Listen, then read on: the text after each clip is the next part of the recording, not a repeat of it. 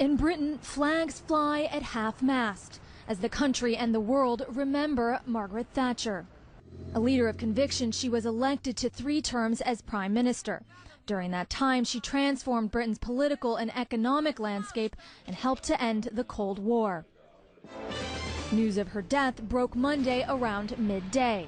Margaret Thatcher, the former Prime Minister and the first female Prime Minister of the UK, has passed away. Hat Außenminister Westerwelle über Margaret Thatcher Her image gesagt. soon flashed across screens around the world. There were also tweets, thousands per minute, as word spread.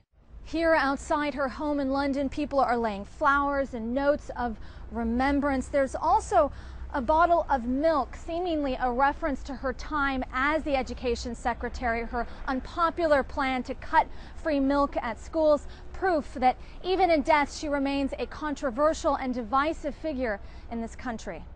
I think when she was in power, I don't think the country respected her for what she was. I think nowadays, you know what I mean, people realise what she did for the country, and I think she'll be sorely missed. She wasn't interested in the effects of her policies on communities. And she laid waste to whole parts of the UK. For over a decade, she called Downing Street home, and with news of her death, leaders from around the world talked of her legacy. Margaret Thatcher took a country that was on its knees and made Britain stand tall again.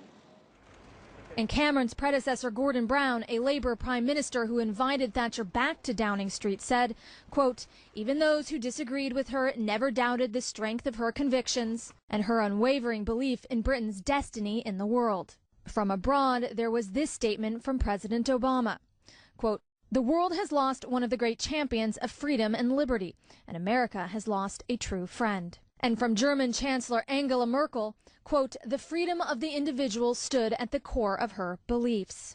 But there are many who never forgave the Iron Lady, among them Gerry Adams of Sinn Féin.